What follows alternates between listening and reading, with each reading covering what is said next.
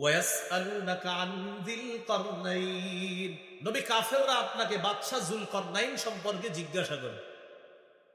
কুল সাআতলু আলাইকুম মিনহু যিকরা, নবী আপনি বলেন আমি তোমাদেরকে যুলকরনাইন বাদশা সম্পর্কে তোমাদেরকে আলোচনা করে শুনিয়ে দিচ্ছি। এরপরে আল্লাহ বলেন ইন্না মাক্কান্না লাহু ফিল আরদ, আমি যুলকরনাইন বাদশাকে ক্ষমতা দান করলাম, শক্তি দান করলাম। ওয়া আতাইনাহু মিন কুল্লি শাইইন সাবাবা, আমি তাকে সব উপকরণ দান করলাম। উপকরণ দ্বারা উদ্দেশ্য কি? যুলকরনাইন বাদশাকে আল্লাহ এমন একটা যোগ্যতা দান করছেন, তিনি চাইলে কোনো কিছুর মাধ্যমে বিভিন্ন জিনিস মুহূর্তের মধ্যে প্রস্তুত করে পারতেন। এই ক্ষমতা যুলকরনাইন বাদশাকে আল্লাহ দান করছেন। এবার দেখেন তিনি কি করছেন, তিনি 3টা সফর করছেন। বলেন কয়টা? বলেন পৃথিবীর যেখানে সূর্য অস্ত হয় কোন দিকে? পশ্চিমে। এবার বলেন পৃথিবীর পশ্চিমে, পৃথিবীর পূর্বে। 3 নাম্বার কারো মতে বলেন পৃথিবীর উত্তরে। এই 3টা সফর করছে যুলকরনাইন বাদশা। 1 নাম্বার সফর পৃথিবীর একদম পশ্চিমে, যার পরে আর কেউ বসবাস করে না, সেখানে যেখানে সূর্য ডুবে। 2 নাম্বার সফর যেখান থেকে সূর্য ওঠে, যার পাশে আর কেউ বসবাস করে না, পৃথিবীর একদম পূর্ব পাশে। এ হলো 2টা সফর। 3 নাম্বার সফরটা হলো কোন মুফাসসিরের মতে পৃথিবীর উত্তর প্রান্তে তিনি সফরটা করেছেন। বাকি এই জায়গা কোরআন বলে না কোন দিকে। 2টা কথা কোরআন বলেছে, 3 নাম্বারটা কোরআন বলে না। তবে মুফাসসিরিনে কেরাম গবেষণা করে বলেন 3 নাম্বার সফরটা হয়েছে তার পৃথিবীর উত্তরে। এবার কোরআনের আয়াতের থেকে আমরা অনুবাদটা শুনবো, শোনার আগে সফর 2টা শুনি। আমাদের এখন মূল আলোচনা মুসলিম শাসকের 4 নাম্বার গুণ, শিষ্টের লালন, দুষ্টের দমন। যুলকরনাইন বাদশার প্রথম সফরটা জানি পৃথিবীর কোন পাশে হয়েছে? পশ্চিম, একদম পশ্চিম। এই এলাকায় পশ্চিম কোনটা? হাত দিয়া দেখা, এটা নাকি? তাহলে বাস একদম পশ্চিম হয়েছে।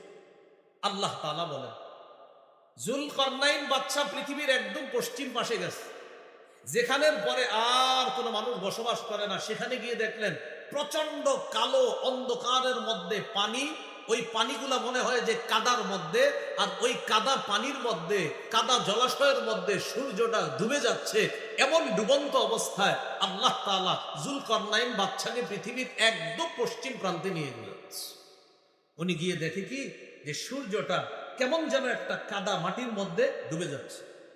তা আল্লাহ তাআলা কি বলে দেখেন, فأتبع سببا حتى إذا بلغ مغرب الشمس وجدها تغرب في عين حمئة। যুলকরনাইন বাদশা একটা রাস্তা অবলম্বন করল। রাস্তা অবলম্বন করার পর যাইতে যাইতে চলে গেলেন কোথায়? হাত্তা ইদা বালাগা মাগরিবাশ শামস, চলতে চলতে তিনি সূর্য অস্ত যেখানে হয় সেখানে পৌঁছে গেলেন।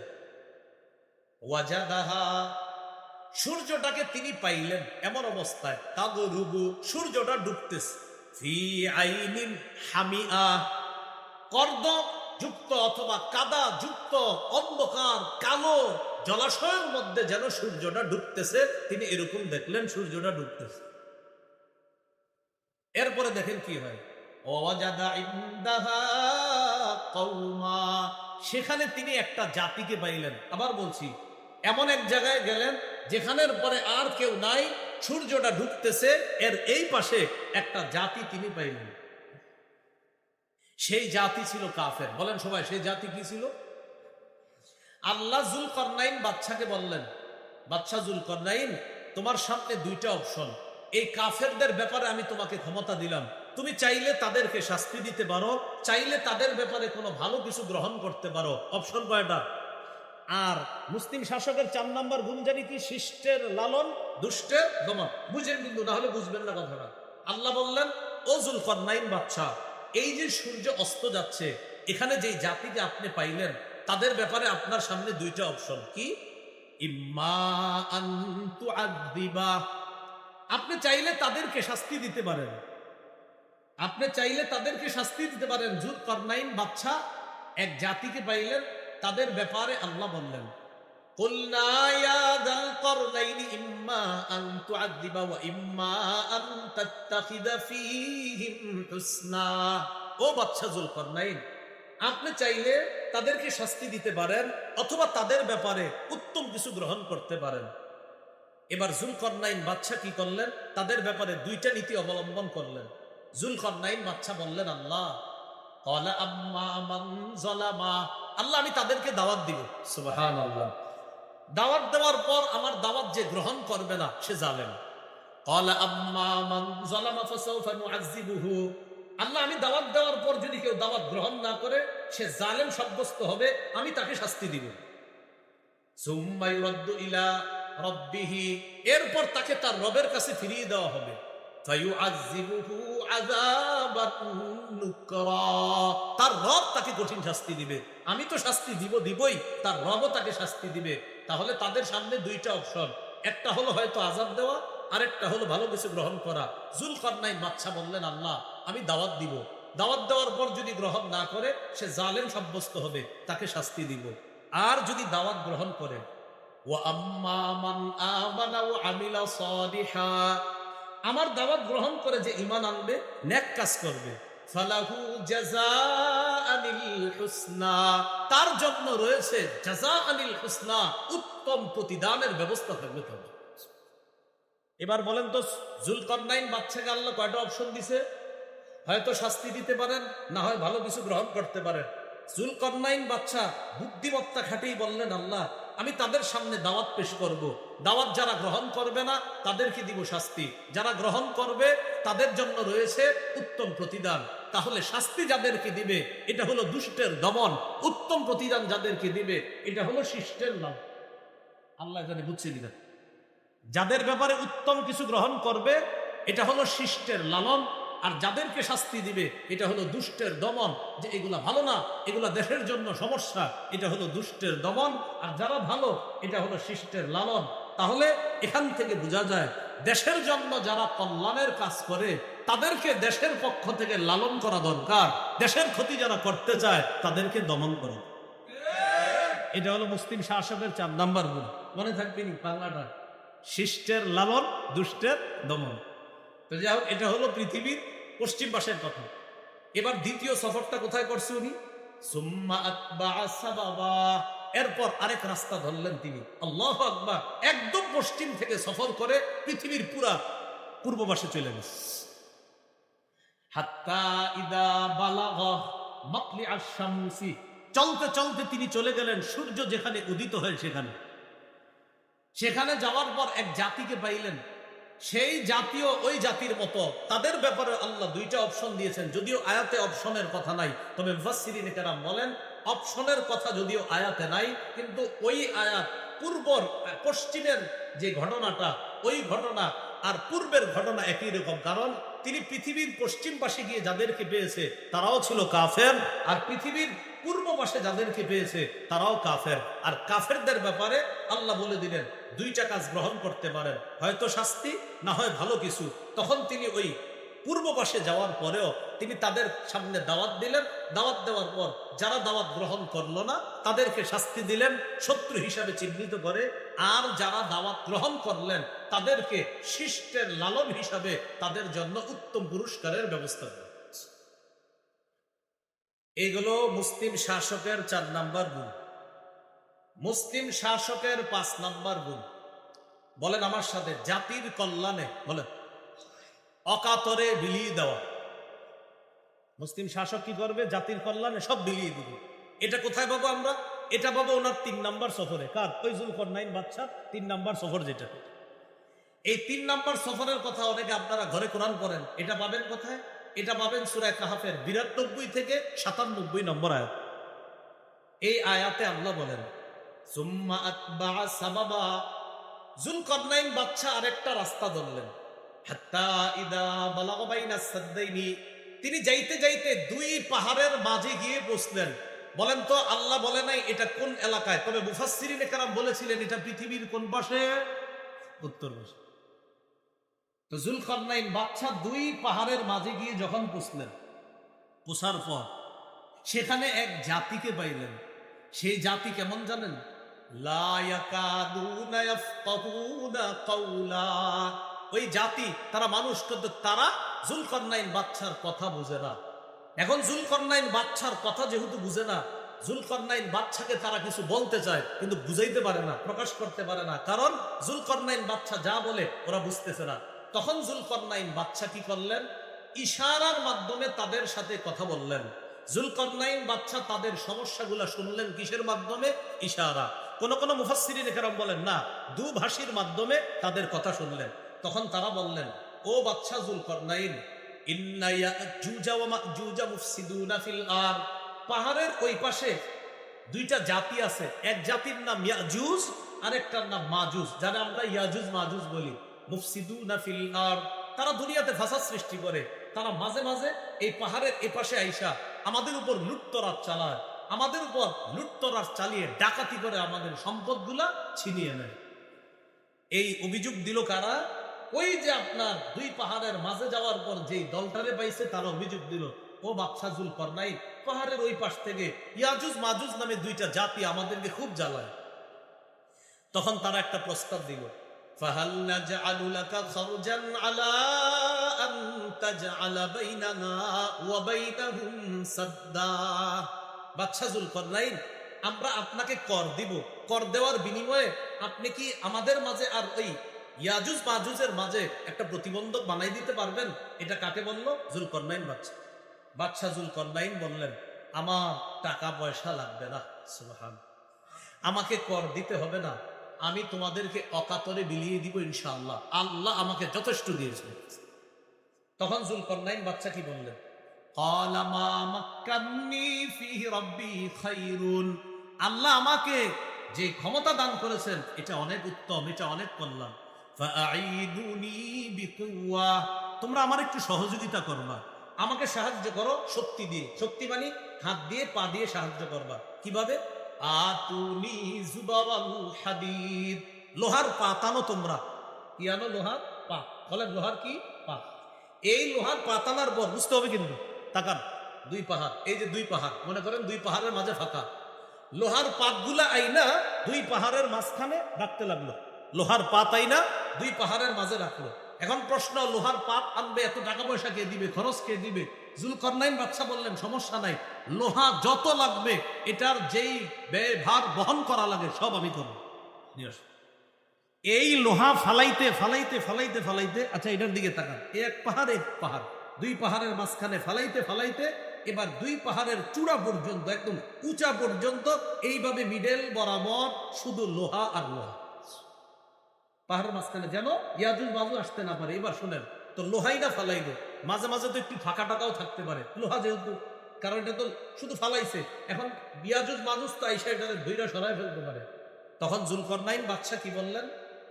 যুলকারনাইন বাদশা কি করলেন দেখেন, হাত্তা ইদা সাওয়া বাইনা সাদাফাইন, যখন তিনি দুই পাহাড়ের চূড়া দুইটাকে মিডল করলেন, দুই পাহাড়ের চূড়া দুইটার মাঝখানে যখন এইভাবে মিডল করলেন লোহার পাতগুলা ফালাইতে ফালাইতে, তখন তিনি বললেন, কি বললেন? এই তোমরা আগুনের মধ্যে হাওয়া দাও, তোমরা আগুনের মধ্যে হাওয়া দাও, প্রচুর হাওয়া দাও, লোহায় আগুন ধরো আর এখানে হাওয়া দাও। কি দাও? হাওয়া। তখন লোহার মধ্যে হাওয়া দেওয়া হলো, প্রচুর আগুন দেওয়া হলো, হাওয়া দেওয়া হলো।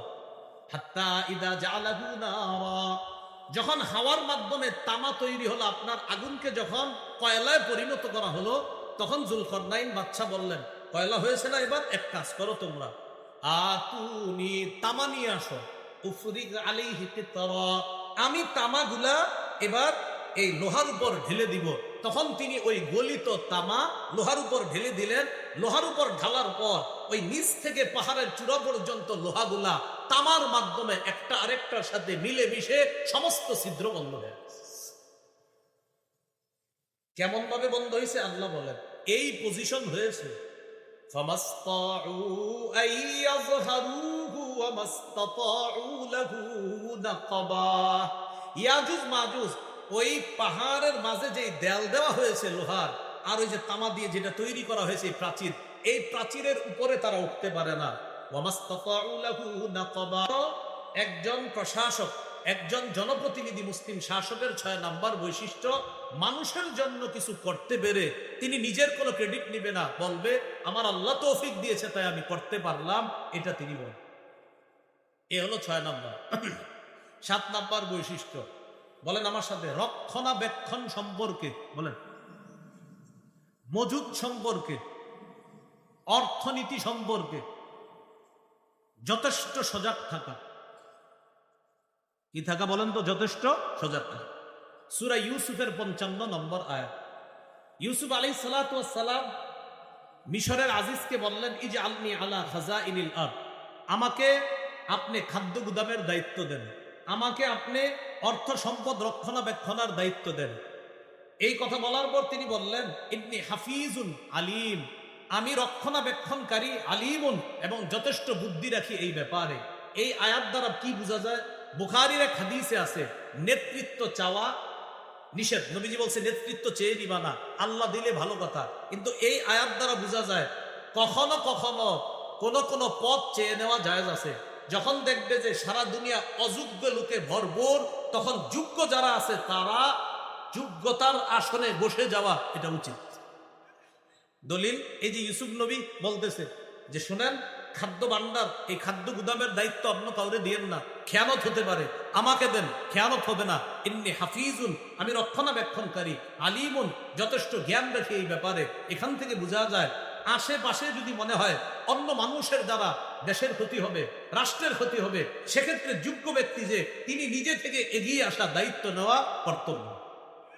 যদি দেখা যায় যে ক্ষতি হবে তাহলে তার থেকে এটা কর্তব্য। এই জন্য ওলামায়ে কেরাম যারা আছে আমাদের দেশে, মাশাআল্লাহ, যে আমি সুলাইমান নবীর কাছে, তাদের কাছে হাদিয়া পাঠাবো, ফানাজিরা, আমি দেখবো, বিমা ইয়ারজিউল মুরসালুন, যাদেরকে পাঠাই তারা কি নিয়ে আসে এটা দেখবো, দূতরা কি নিয়ে ফিরে আসে এটা দেখবো। তো সুলাইমান নবীর কাছে হাদিয়া চলে গেছে।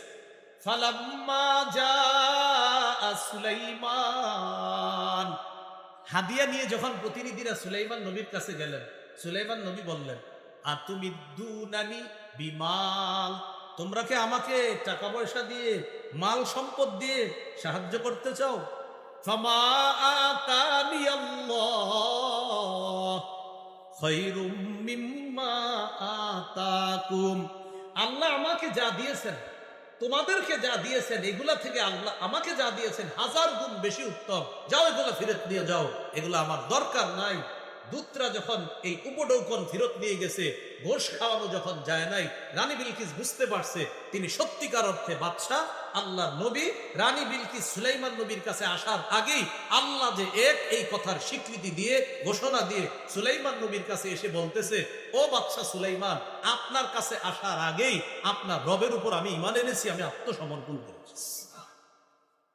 কি শিখলাম? 8 নাম্বার, ঘোষ গ্রহণ করা যাবে না, এটা মুসলিম শাসকের 8 নাম্বার বৈশিষ্ট্য। মুসলিম শাসকের 9 নাম্বার বৈশিষ্ট্য আমানতদার হওয়া। শেষ করে দিচ্ছি, 10 নাম্বার শেষ করে দিচ্ছি। 9 নাম্বার আমানতদার হওয়া। সূরা নিসার 58 নম্বর আয়াতে আল্লাহ বলে, ইন্নাল্লাহা ইয়া'মুরুকুম আন তু'আদ্দুল আমানাতি ইলা আহলিহা, নিশ্চয় আল্লাহ তোমাদেরকে আদেশ করেন, আন তু'আদ্দুল আমানাতি ইলা আহলিহা, তোমরা আমানত যথাযথ জায়গায় পৌঁছায় দিবা, এই আদেশ আল্লাহ করেন। ওয়া ইযা হাকামতুম বাইনান নাসি আন তাহকুমু বিল আদ, তোমরা যখন মানুষের মাঝে বিচার করবা, ইনসাফের সাথে বিচার করবা। ইন্নাল্লাহা নি'মা ইয়া'iযুকুম বিহি, আল্লাহ যে ওয়াজ তোমাদেরকে করেছেন তা কতই না উত্তম ওয়াজ। সুবহানাল্লাহ। তাহলে 9 নাম্বার বৈশিষ্ট্য আমানতদার হওয়া। বলেন কি হওয়া? আমানত। 10 নাম্বার, এটা সবাই বলেন, বলেন আল্লাহর কোরআন অনুযায়ী, আল্লাহর বিধান অনুযায়ী মুসলিম শাসক বিচার করবে। কার বিধান অনুযায়ী? সূরা মাইদা 48 নম্বর আয়াত আল্লাহ তাআলা বলেন, ইন্না আনজালনা ইলাইকাল কিতাবা বিল হক, আমি আপনার কাছে কিতাব পাঠিয়েছি, নাজিল করেছি সত্য সহ, সঠিক কিতাব। মুসাদ্দিকাল লিমা বাইনা ইয়াদাইহি মিনাল কিতাব, এই কিতাব অন্যান্য কিতাবের সত্যায়নকারী। ওয়া মুহাইমিনান আলাইহি, অন্যান্য কিতাবের বিধানগুলো সংরক্ষণকারী। ফাহকুম বাইনাহুম বিমা আনজালাল্লাহ, সুতরাং আপনি ফয়সালা করেন, আপনি বিচার করেন বিমা, ওই বিধান অনুযায়ী আনজালাল্লাহ, যা আল্লাহ নাজিল করেছেন। সুবহানাল্লাহ। এবার সূরা মাইদার সর্বশেষ কথা বলে শেষ করে দিই। 49 নম্বর আয়াতে আল্লাহ বলেন, আফা হুকমাল জাহিলিয়াতি ইয়াবগুন ওয়া মান আহসানু মিনাল্লাহি হুকমান লিকাওমিন ইউকিনুন। তারা কি জাহিলি হুকুম কায়েম করতে চায়? মনে রাখবেন, যারা কোরআনের বিরোধিতা করে, হাদিসের বিরোধিতা করে, ইসলামী আইনের যারা বিরোধিতা করে, তারা এই বিরোধিতা করার মাধ্যমে জাহিলি আইন বাস্তবায়ন করতে চায়। তা আল্লাহ বলেন, আফা হুকমাল জাহিলিয়াতি ইয়াবগুন, তারা কি জাহিলি আইন কানুন চায়, জাহিলি বিচার চায়? ওয়া মান আহসানু মিনাল্লাহি হুকমান লিকাওমিন ইউকিনুন, যারা বিশ্বাসী তাদের জন্য আল্লাহর বিধানের চাইতে উত্তম বিধানদাতা আর কে আছে? সুবহানাল্লাহ। ওয়া মান আহসানু মিনাল্লাহ, আল্লাহর চেয়ে উত্তম বিধানদাতা আর কে আছে? হুকমা, উত্তম বিধানদাতা কে আছে? লিকাওমিন, ওই জাতির জন্য, ইউকিনুন, যারা বিশ্বাস করে। এখন বলেন আলহামদুলিল্লাহ বা ইনশাআল্লাহ আমরা আশাবাদী, আমরা বিশ্বাসী জাতি কিনা? এখন বিশ্বাসী জাতির কাছে শ্রেষ্ঠ বিধান কার বিধান? বিশ্বাসী জাতির কাছে শ্রেষ্ঠ বিধানদাতা কে? এখন আমরা কি জাহিলি বিধান চাই না আল্লাহর বিধান? মুসলিম শাসকের 10 নম্বর বৈশিষ্ট্য, আল্লাহর বিধান অনুযায়ী ফয়সালা করবে, আল্লাহর বিধান ছাড়া অন্য কোনো বিধান কামনা করবে না। এই হলো মুসলিম শাসকের 10টা বৈশিষ্ট্য। মুসলিম শাসকের কয়টা কাজ? না কাজ 4টা। মাশাআল্লাহ, কাজ কয়টা আর বৈশিষ্ট্য কয়টা বললাম? এই পর্যন্তই থাক। আল্লাহ আমাদের সকল, আচ্ছা একটু পূর্বে রয়ে গেছে, খেলাফত কায়েমের শর্ত কয়টা? 2টা। ঈমান নেক আমল পদ্ধতি কয়টা? দাওয়াত জিহাদ। ভুলে গেছে, খেলাফত কায়েমের শর্ত 2টা, একটা হলো ঈমান নেক আমল, আর পদ্ধতি 2টা, দাওয়াত জিহাদ। খেলাফত কায়েম হোক, এটা আমরা সবাই চাই। আমাদের দেশে যেন আল্লাহ ইসলামী হুকুমত কায়েম করে দেয়, আমরা আল্লাহর কাছে এই দোয়া করব। আল্লাহ আমাদের সকল যে কথাগুলো শুনলাম বললাম, বিশেষ করে মুসলিম শাসকের যে গুণাবলী, আল্লাহ আমাদের এই দেশে যেন ইসলামী একটা রাষ্ট্র ব্যবস্থা, এই দেশটাকে আল্লাহ বানায়, যেন আমাদের দেশে এমন শাসক আল্লাহ তৈরি করে। দোয়া করা যাবে তো ইনশাআল্লাহ? আল্লাহ তৌফিক দান করেন। যে কথাগুলো আমরা শুনলাম বললাম, পরে ইনশাআল্লাহ সবাই আমল করব। বিশেষ করে আমাদের দেশে যেন ইসলামী হুকুমত কায়েম হয়, এই জন্য প্রতিদিন অতিরিক্ত 2 রাকাত নফল নামাজ পড়বো আমরা ইনশাআল্লাহ। আল্লাহর কাছে খুব বেশি দোয়া করব। আরেকটা দোয়া করব, কোনোভাবেই যেন আমাদের দেশে কোরআনের বিরুদ্ধে কোনো আইন বাস্তবায়ন না হয়, এই দোয়া